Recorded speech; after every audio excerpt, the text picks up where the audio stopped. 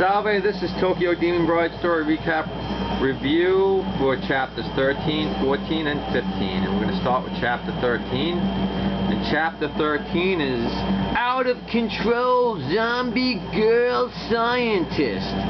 And we know her name is Kabane. Manaka, okay, Jinta, okay, so basically we see that this is almost like a Team Rocket is blasting off again, where, you know, she turns him into a little shrimp and she sort of flips him.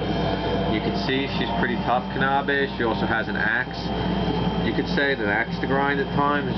I think she is a Nuki Kukubi or Okokugokunububi, if you know how to say it.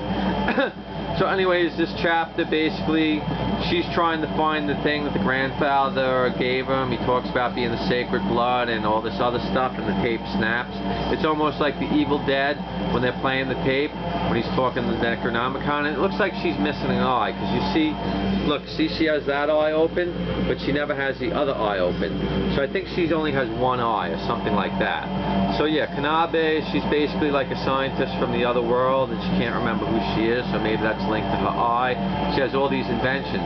So this thing was able to make them small, and she has all this weird stuff. And it's interesting that she says boing, boing, boing, because we'll get to that later. So here you can see, here's the boss for the next one. And she reminded me of maybe something from My Hero Academia, where Elizabeth Rage did a cosplay. I was originally thinking of the Red Hood story, the Hunters Guild, Red Hood. I thought she looked a lot like that maybe, but in a different costume. So yeah, so basically, you can see, I'm sorry boss, blah blah blah, I failed, don't worry, I'll take care of it. So that's how chapter 13 ends, and her name is, well, we're going to find out who her name is in chapter 14. And basically her name was, well, chapter 14, Super Evil Woman Boss, her name, Mukuro, and that's actually the chapter name. I'm not even like making fun of it. So here you can see there's Momuru Nagi. Basically Jinta gets taken, like they claim that the delivery service, she comes, you can see she's got the sword in the sheath, and she just bop, gives a big whack. This is a pretty good chapter because we're going to have a very important lesson in this chapter in about 3 seconds. So you can see, basically, she's in love with her, but she's really a little girl, and she has an ability where her bones let her go through. So basically, it's like Miruku can control bones. She uses them to make her body grow to adult proportions. She's a child prodigy of the other world who skipped ahead to be in our class. She's part of the Calamity generation. You can see in the flashbacks, they kind of show Kanabe where they have the big, like, sleeves, and she's got a personality a lot like Sally from Black Clover or some other people. So it's like, look how much Mukuro loves you. Why don't you return the love? It's like, listen, you. If you just keep inconsiderately pushing your feelings onto someone, you'll always end up alone. Love means thinking about the other person. Just going after whatever you want, that's not love. Sometimes loving someone means stepping aside, Mukuro. Something about this seems familiar. So basically, I'm sorry. So then we got like a bit of like, almost like a One Punch Man or a Venture Brothers moment. So this was really a good story, a really good moment right here. And that was and now we go into chapter 15 when we have the bunny babes. So basically, chapter 15 is Boing, Boing, Boing. Here come the 4 Usakawa Sisters, and one of them's name is Harmony. They're like bunny babes. So basically, the tape starts to play, and he explains, like, that's why I've entrusted you. I have entrusted the spirit with the Momuru Nagi. It will protect you. I think Nagi means calm, and Momuru might mean like something like fire or something. So that's supposed to protect him when everything awakens. And basically, in the prior chapter, Mukuro has like some sort of lesbian crush on Manaka or whatever, I don't know, but she wants her to rule the world and this and that. So we see these bunny creatures in some of the flashbacks, and basically this is like, it establishes like Jinta's a really good brother because he cried when his youngest sister called him Ani, and normally they call him Ani or something like that, the younger or older brothers. So it's pretty interesting, and he cried, so it establishes that he cares about his sisters.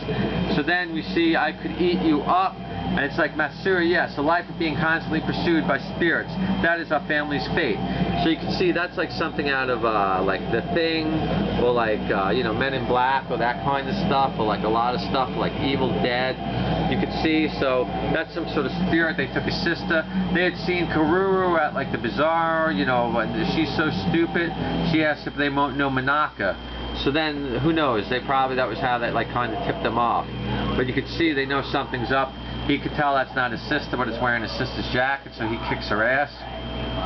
And that's basically how we end in this chapter. So yeah, we see new characters that we don't have. Myaako, she holds on to the box. So she's holding on to the Momuru Nagi. She's hungover. The sister was hungover because it was New Year's. They were New Year's for a year with Manaka, so they've been together at least a year with fulfilling that contract. In the chapter 13, they were like trying to get her to sign a contract to sell out Manaka, and he wouldn't do it. So you can tell like he's starting to have feelings for her and stuff. And you know, Myaako, Myaako has a charm. So the charm is supposed to do something when the spirit blood awakens, because all the people from like all the other world or whatever are going to become flooding in or something like that. I'm not really sure. It's not really spelled out. But you can see this thing is really catching on. It's doing pretty good. I think we'll go like 20, 30 chapters. The bunny babes are pretty cute. And it seems like the youngest sister is the leader, because it's like the first rule is always to obey fourth sister, and the first sister gets reprimanded. So maybe the youngest sisters are the ones in the command. And it looked like when they were driving in the car that they might have had somebody. Like, I don't know if he was a hostage or he was with them. But it was sort of weird. Hard to explain. But like I said, they want to try to take over the human world. Mukuro Hombani, how you say it? She's the Gashidoku Bone, so she's like the leader of that group. They're trying to take over. And she thinks Manaka should be the leader, blah, blah, blah. So anyways, chapters 13, 14, and 15 are pretty good. This should go at least 20, 30 chapters, I hope. And thanks, and take care.